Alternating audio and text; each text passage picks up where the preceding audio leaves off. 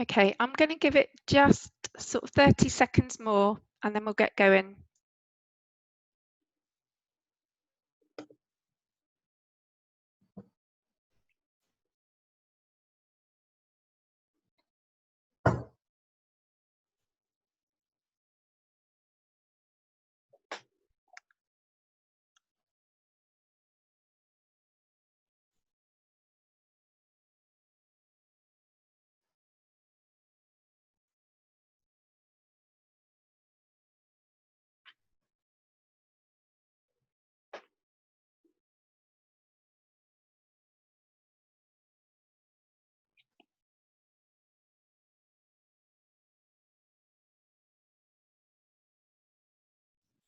Okay, hello everyone and welcome to this COVID-19 webinar for accommodation providers.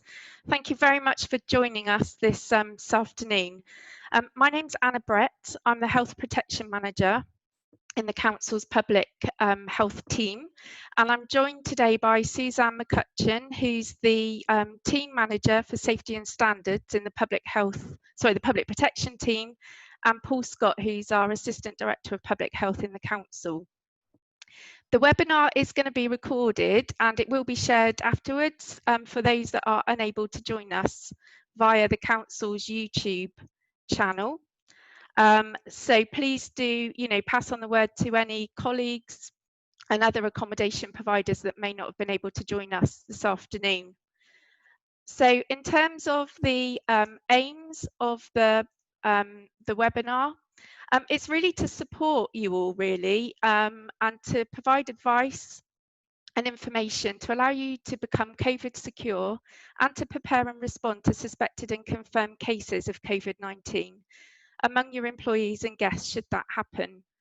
So we've got a number of objectives for this afternoon and I'll just run through those. So it's to understand what it means to become COVID secure, to disseminate and understand the current plans and guidance that's available, because we are aware that there is a lot of guidance out there. So we will run through that for you. And it's really for you to be able to understand where you can seek support should you become aware of possible and confirmed cases in your accommodation. We'd really like to also know about the challenges that you face, any additional help and support that you need, and we will try and answer your questions, during this webinar.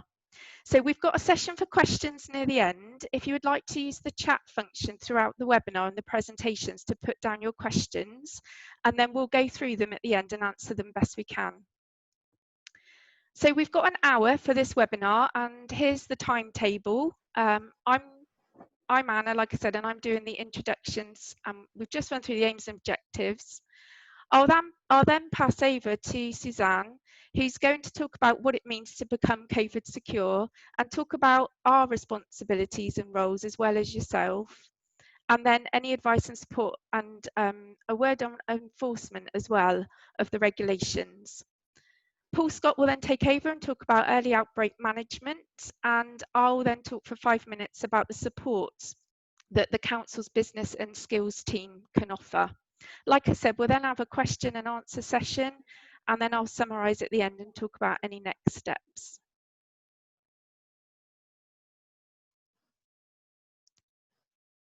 So I'm going to hand over now to Suzanne, who's going to talk about what does it mean to become COVID secure. Over to you, Suzanne. Thank you, Anna. Welcome, everybody. My role within the council is as manager of the officers who come out and do food hygiene and health and safety inspections and trading standards. So we're the officers potentially on the front line who you've probably seen at some time throughout your career. And as I say, we're the ones who are there to help and assist you. So what does it actually mean for you to be COVID secure? Firstly, you need to have completed a COVID risk assessment, and that is essential for all businesses. Have you documented it? If you employ more than 5 people, it is a legal requirement to document the key points of your risk assessment, as you do with other health and safety risk assessments. You need to share it with your staff, and particularly if you've got more than 50 employees, so if you're part of a larger chain, the risk assessment really should be shared with them directly. So although you might not necessarily consult with every individual member of staff, you might do that through a trade union rep. You are required to make sure that the staff have access to the COVID risk assessment. And obviously this is a good thing to do as well, because the staff, obviously they're the ones on the front line, and they might have suggestions on how you can help manage the risks in your individual business. The next thing obviously you need to do is make sure that you've implemented the risks that you've identified, and we'll come on to some of those a bit later. There's also a generic notice that you can display in your hospital, which is provided in the government guidance, which states that you are COVID compliant. Another thing you need to do is to have a process in place to review the risk assessment and amend those measures if you find they're not working, or if government guidance is updated. And you might be aware that obviously government guidance does change very frequently, and always at the last minute, usually on a Friday afternoon, I'm afraid. But obviously keep an eye on what's going on. And the last thing that you need to do, obviously, is to think about how you record details of your customers for the National Test and Trace Service. And Paul will explain a bit more about that later on in the presentation. Go on, next slide, please, Anna. So your role and responsibilities. So what's the legislation that we're working to? Well, I've mentioned the Health and Safety at Work Act 1974. The Management at Work regulations is what requires you to carry out a risk assessment. Then we've got the Health Protection Coronavirus Restrictions Regulations. I've put number 2 down there, but we're already on number 2 amended version, and they're likely to be amended again in the near future. Those are the regulations which state which types of business are allowed to be open, which ones are restricted from opening. And then you've got the Health Protection Coronavirus number 3 regulations, and they're the ones that actually give power to the Director of Public Health to impose local restrictions, and then it's using those powers that we can ask premises to close down if we think that there is a serious and imminent risk to public health due to a local outbreak. Next slide, please.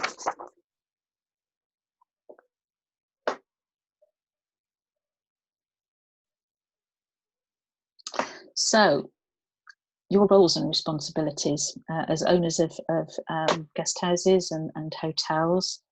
You do have a duty, as you know, under the Health and Safety at Work Act for the protection of the health, safety and welfare of the staff, members of the public, and anybody else who comes into contact with your business or comes onto your premises. So, for example, somebody who's coming to read the gas meter, or somebody who's doing deliveries. So you're responsible for ensuring that the risks that you've identified as part of your COVID risk assessment are managed. And so the sorts of things that we're talking about in relation to the COVID risk assessment will be things like social distancing measures, so that they are in place and that they are adhered to. That you've thought about and instigated cleaning and sanitisation measures, that staff are provided and that they wear the personal protective equipment that you think is necessary, that you provide additional signage around the premises to make sure that staff and customers are reminded of things like social distancing, One of the key areas that I think you need to think about is the back of house. It's just as important as front of house issues. And what we've found, certainly when we've been looking at people's risk assessments, is that they're very good at looking at how staff interact with members of the public, but it's how the staff themselves are operating in the back of house that's important. So, for example, designing of workstations so that staff may be working side by side rather than opposite each other. Looking at their breaks, where they take those breaks. Are they maintaining social distancing when they're taking those breaks? How do they get to and from work? Are they car sharing? So it's all those sorts of issues as well, which it's important to have that conversation with your staff. It's also trying to make sure that staff work on similar shifts, so it's the same staff working together rather than having different staff on different shifts at different times. And also looking at your catering offer. Is there anything that you can do to prevent the risk of contamination? So, for example, if you do have a buffet style breakfast, you can still do that, but you must make sure that somebody is actually serving the food rather than letting customers help themselves. But where at all possible, it's better really to have table service. And obviously, don't be complacent. Again, we have found in some businesses that, very keen in the first few weeks of reopening, but unfortunately things do dwindle. But you mustn't be complacent. Next slide, please. So I just wanted to say, obviously the council's role is to provide advice and support to you, but we also have this statutory duty to enforce the legislation. We do try to do things in an educated way, rather than being enforcing legislation. So there is advice and support there. I've just put, you can visit the council's food safety and health and safety pages on council's website. There's always up-to-date COVID information on the government Gov.uk website. And if you want any specific advice, I suggest that you email us on public_protection@bathurst.gov.uk. As I say, enforcement is always going to be the last resort, and it will be proportionate. But please be remembered that we are under increasing pressure, to actually take action against businesses that are seen to be non-compliant by other residents within the district. But we will work with you. That's a promise. Thank you. Back over to Anna. Thank you, Suzanne. We will take questions, like I said, at the end. Thanks to those that have already put some in the chat box. Please continue to do so throughout the presentations. So I'm now going to hand over to Paul Scott, who's going to talk about early outbreak management.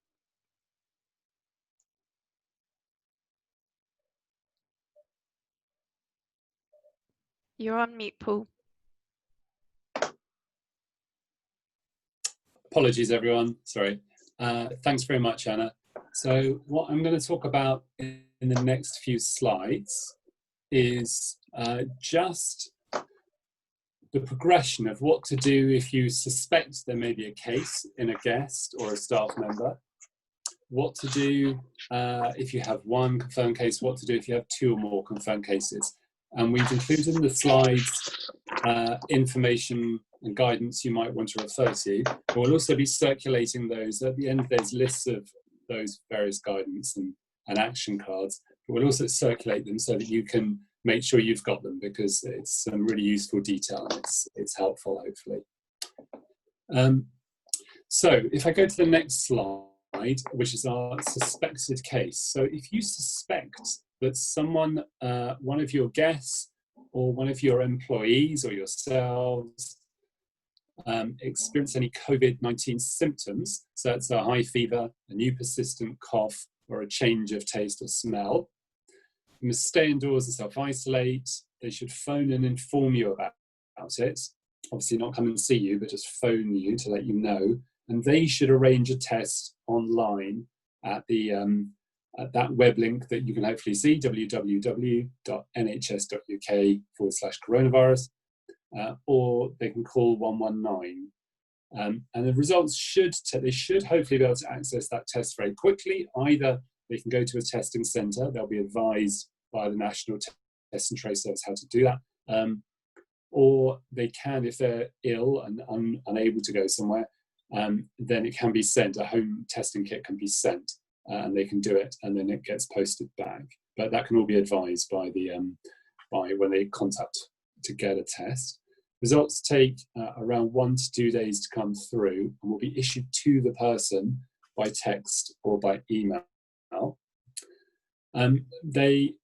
It's possible someone, a guest may ask for some help with that, but most likely they can do it all by themselves.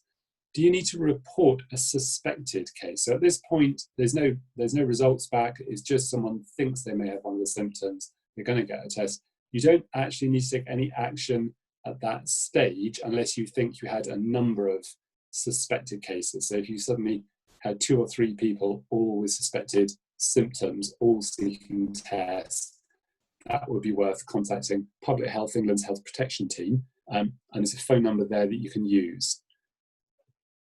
Okay, so on the next slide, that's just a small poster you could include with your information. So they've got the phone number you would want them to call you at the bottom there. It identifies the 3 key symptoms and guides people to self-isolate, inform you by phoning a number that you would tell them about, and then booking a test so they can take the key actions. Okay, so if the test comes back positive, and we'll just come through in a couple of slides' time to how that's actually told to people, they will need to inform you, if you haven't heard already, that they have tested positive. So that's true, it's a guest or a staff member. They do need to tell you, and they will be instructed to tell you by the Test and Trace Service. If they feel well enough to travel, and they've got their own vehicle, they should return home as quickly and directly as they can. If they feel so unwell they can't travel, they should continue to isolate in the accommodation if they're a guest, and call 111 if their symptoms worsen. And our understanding is that the cost of them staying is borne by the guests themselves. It's important, where possible at all, they do not travel on public transport, so that arrangements would be need to made for people who don't have their own transport but could go home. Anyone needing to self-isolate who needs extra help with things like medication collections or dog walking or something like that can phone this national support line. That 0300 790 6275 is a national number. Or in Bath and North East Somerset, we also have our own local support, which I'm sure a lot of people have heard about, called Compassionate Community Hub. And that number is given there as well. It's in 0300 247 0050. And that's a local number that supports people with very similar sorts of things. If the test is negative, can the person still stay at the accommodation and continue with their holiday? Well, they should keep isolating while they feel unwell. But once they feel well again, if the test was negative, they can then carry on their visit as planned. Okay, so here's a simple kind of guide on your screen that you can see that describes everything we've just talked through, but it's all put together on a simple page. These are all, this is downloadable. You can see on the bottom right-hand corner of your screen on our council website, on our coronavirus pages. You can find that there just as a useful prompt and guide of what to do if someone falls ill. Okay. Now, if you do have a confirmed case, so either a guest or a staff member falls ill, seeks a test, and it comes back confirmed by the lab as being COVID-19, you may be notified by the guest or by your staff member. It may be that they're so unwell, for example, that the test and trace service gets in contact with you because they've shared the details of you. Or it could be Public Health England's Health Protection Team who get in touch. And you've got some guidance that you can be looking at around this workplace guidance for help on what to do. Of one confirmed case, we would ask you to please contact the Council's Public Health Team on that number or email address. The Public Health England Health Protection Team are available for support. Sorry, if you bear with me a second, I'm just going to have to answer the door. One moment, please.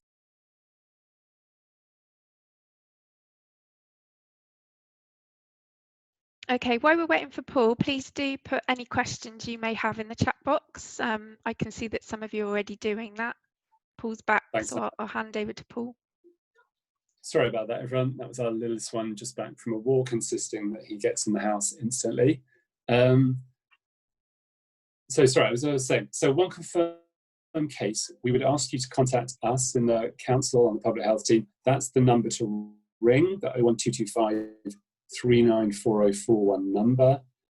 It's the council's overall number, but they'll know exactly who to route your call to. Or you can email this public health inbox, that's public_health@bathnest.gov.uk, and we will offer appropriate advice and support and work with you. Now, in the event you have 2 or more confirmed cases, which would be within the same kind of period of 14 days of isolation. So, for example, a first case test positive, contacts are asked to isolate. You have another case within that time, and we'll see them as 2 potentially linked cases. Again, you'll be informed through the same sorts of routes as we described previously. And at this point, we would call it potentially an outbreak, and Public Health England's Health Protection Team would get involved as well, work with us and work with yourselves, and really working as proactively as possible at that point is the best way to try and minimise any wider spread and just take the steps to kind of control any potential further cases and get back to normal operation. Again, so contact Public Health England's Health Protection Team on the number that you can see on the screen, 0300 303 8162. They will work with you about assessing risks, putting any further measures in place, communication, things like that.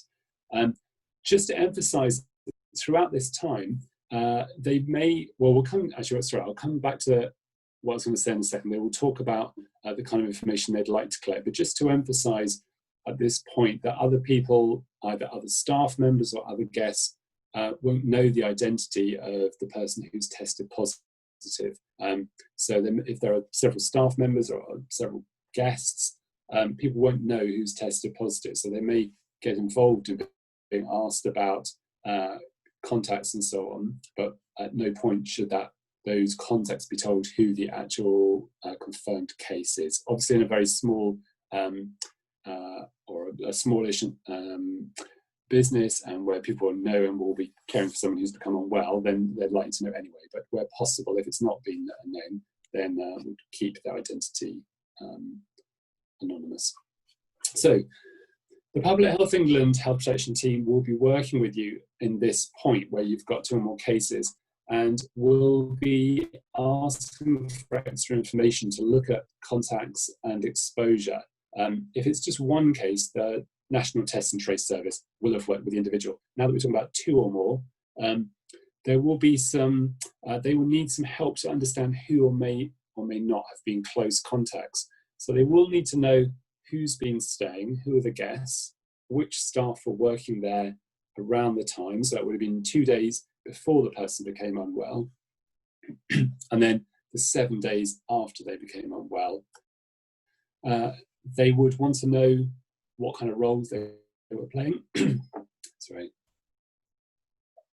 and they want to know the layout of the hotel or guest accommodation, and any measures that have been put in place to enable social distancing or barriers, or as Suzanne was talking about, the nature of how food is served or ordered and so on.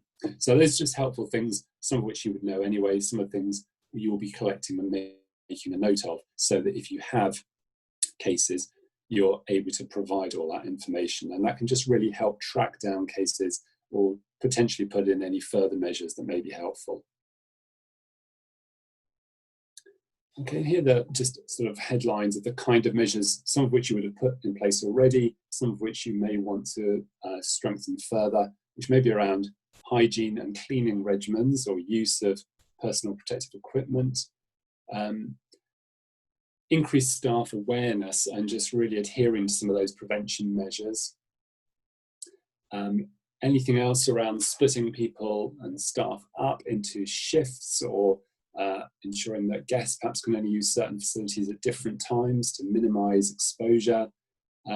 And in a sort of final measure, but working closely with Public Health England's Health Protection Team and with the local authority public health team, with yourselves, look at temporarily closing a premises. So this guidance is all helpfully in this two-sided guide. You can see on the bottom right corner of the screen, this is a national website from Public Health England, and it just gives advice for hotels and other guest accommodation on what to do in a possible outbreak. And it summarises what we've just talked about. It's really helpful guidance given at the end as well. So hopefully that's a helpful set of information. We're happy to take any more questions on that. For now, I'm going to hand back to Anna to talk about some of the business support. Thank you, Paul, and hello everyone again. So our business and skills team has provided some information for you that I'm just going to run through now. So if you're not aware, the business and skills team in the council has actually funded a free programme of advice for businesses in Bath and North East Somerset. So local businesses such as yourself can actually ask for consultant help, that are, consultants that are on hand, and they can help you to cover topics including business planning, anything to do with the COVID response, areas of marketing, sales, and new digital sales platforms, for instance. So I think there's a lot of advice that's on offer, and you can engage with the team via the email address on the bottom. They also work with businesses to help identify any skills gaps and arrange tailored training packages. So for instance, there are infection control e-learning packages that are available, which would cover things like, COVID response and how to prevent the spread of infection. They can also assist with long-term skills gaps that you may have in your business. So if you're struggling to recruit, for instance, do get in contact with the team. The team can also help identify funding and finance opportunities for yourselves. And I've been told that a new small grant fund has been announced by the government that you may be aware of, and it's to help small and medium enterprises adapt to COVID. And the funding will be delivered by the West of England Growth Hub. I've been told, that the council will publicise details of this on our website very shortly. So please do keep an eye out for that. And like I said, it can help with the COVID response. And I know that's come up in the chat box already. So hopefully that helps answer some of that. The team have said that they would be delighted to meet any local businesses to find out more about your journey through this and to understand any current needs. And really, like I said earlier, to help to refer you onto the best support and advice, and tailor it, to your specific needs. So please do contact the business and skills team. Their email address is there, info@investinbath.co.uk. Okay. So we're going to move on now to any questions that you may have. And like I said, there have been some that have been put in the chat box, so thank you. I think some of them may have been answered as we've gone along. So first of all, the points of contact and contact details. I think Mr. McClay, you asked that question. I think we've provided quite a lot of contact details, throughout the presentation. are you happy with that? Have you got all of the information that you need, or do you think that there's anything missing? That's it, you'll have to come off mute.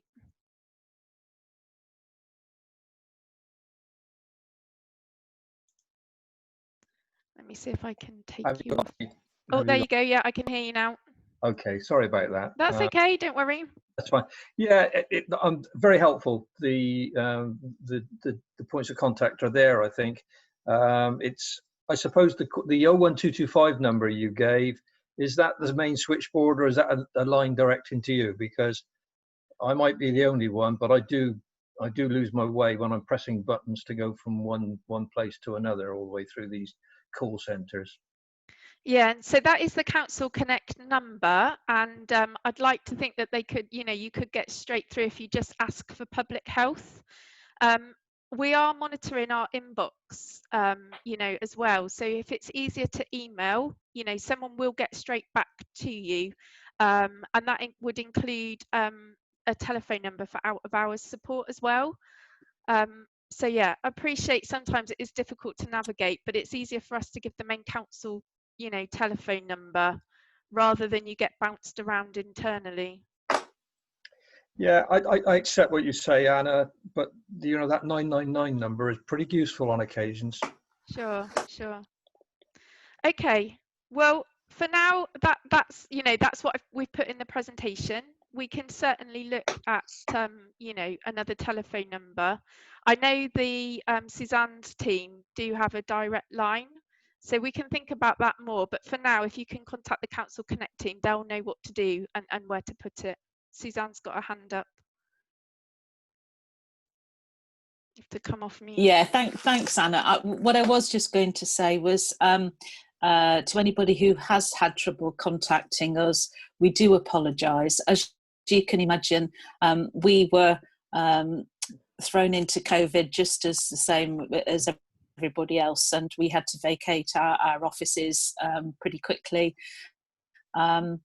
And we haven't really yet got an adequate phone system set up for transferring of calls, particularly when staff are working from home, or if they then go on leave. So as Anna says, if you can email, I think that's probably the best way of contacting us, because that is monitored all the time, and we can get back to you as soon as possible. But as I say, I can only apologise if we haven't got back to you as soon as you would have liked, or if you've had trouble trying to phone in. Thank you. Thanks, Suzanne. There was another question regarding costs of preventative and proactive measures. Would you like to expand a bit more on that? I mentioned a little bit about funding that might be available shortly. Hopefully that would be of help. No, it was a technical question related to residual risks, really, once you've undertaken the risk assessment, and then how all things are possible with an unlimited budget, but what are the limits in terms of what the limits, reasonable limits that a local business ought to be spending are, in order to establish protective measures? Is there a limit, or is it unlimited? There is no real limit to how much you would be expected to spend. And I think that's where the confusion comes, and it is very difficult for you. I mean, what we would try and say is, you eliminate the risk as much as possible, rather than spending money on putting in preventative measures. However, things like cleaning, I don't think you can do enough of, unfortunately, and providing PPE, again, that is a last resort. So if you can perhaps spend money putting up some form of screen in front of your reception desk, rather than providing staff with having to wear masks, that might be cheaper for you in the long run. I don't know, and unfortunately, it's those sorts of decisions that that you, as the business operator, will have to make. But as Anna's said, there may be some support available with this new grant that the government is giving to help businesses with additional COVID measures, but it won't be for providing PPE, but it might be, if you're putting more sort of structural measures in place, you might be able to get some funding that way. I hope that helps. Thank you, Suzanne. Thank you. Yeah, it's the answer I expected, Suzanne, but it is a difficult balancing act. Thank you. And there was a question as well about notifying insurance companies if a guest is confirmed as having coronavirus. I don't know if any of the panel know the answer to that. Again, I would think that that's going to be down to the individuals. I'd have a look at your own policy. It might be that there is a requirement for you to do that. Unfortunately, what we are finding is that you know, some policies, certainly for holiday insurance, aren't including coronavirus. So they were at the beginning when it was an unknown. But now that the risks from coronavirus are known, obviously some insurance companies aren't covering it. So I would suggest that you contact your insurance company to discuss that. Thank you, Suzanne. Okay, I'll move on. Thank you to Adam, who has submitted a question regarding the downloadable posters that Paul ran through. And the question about whether we are able to include the statement regarding the actual guests being expected to pay for the costs. It is within the guidance, and it sounds like you say Devon, Torbay, Cornwall and the Isles of Scilly, Dorset, Somerset and Plymouth have included that. I believe the original did come from a partnership approach across the southwest. I wasn't aware that that's been an extra addition, but I don't see why not in Baines we can't include that because it is part of the guidance. Okay, thank you. So next question. So what is the guidance regarding accepting additional guests in the event of a guest self-isolating in the premises? Paul, are you able to answer that one, please? Yeah, I can try. I think this one would be the kind of question that either the local authority, if it was one case, or Public Health England and ourselves in 2 or more cases, would just need to work with you to look at. I think it depends, for example, a setting that had shared bathroom facilities would be quite different to one with self-contained ensuite rooms, as it were. So I think it's probably, and it's such that it may be that other guests who are staying, as opposed to new guests, would be unable to remain staying if it was shared facilities for cleaning and so on.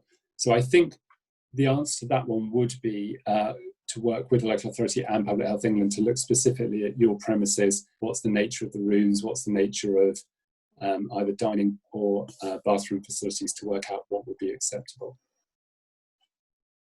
Thank you, Paul. Okay, there's a question regarding whether the council are capturing accommodation provider participation in things like Visit England's Good to Go self-assessment or the AA's COVID Confident scheme. Suzanne? Oh, sorry. Actually, no, we're not capturing that information at the moment because we can only go on what is government guidance, and usually these trade association schemes go over and above the minimum requirement. So we would only look at what information the government is providing and go on that guidance.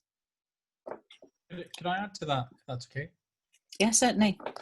I think just in your engagement with the accommodation community, it would be worthwhile signposting to these. The Good to Go programme is, it takes 5 minutes, it's self-assessed, so maybe it doesn't have quite the same amount of rigour as the AA programme, which requires you to complete your risk assessment and submit it for independent verification.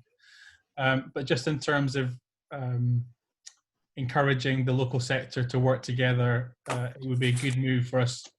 And imagine if in Baines we could point to all providers having achieved one or more of these certifications. It'd be a very positive story, and it's actually a very useful educational tool for ourselves. It's a really helpful process, very introspective, and make sure that we're following the guidance. I'm And as far as the Good to Go programme is concerned, we're receiving weekly updates where government guidance has changed to ensure that we're adapting our processes and risk assessments accordingly. Thank you. Okay, well, we can certainly see about that. I mean, obviously, in the official guidance that that is produced by gov.uk, it does go on to provide some links to other professional associations. So, you know, and does give advice on that. So I don't see why we can't. It's just having the time to do that at the moment. But yeah, we can certainly look at that for you. Yeah. Thank you, Suzanne. Thank you, Adam. And I know, Adam, you've popped a few more things in the chat box for people to take note of as well. So thank you for putting that there. So that's the last questions that are in the chat box. Is there any other questions people would like to ask if they haven't managed to find the chat function before I summarise and talk about any next steps? I'll just pause.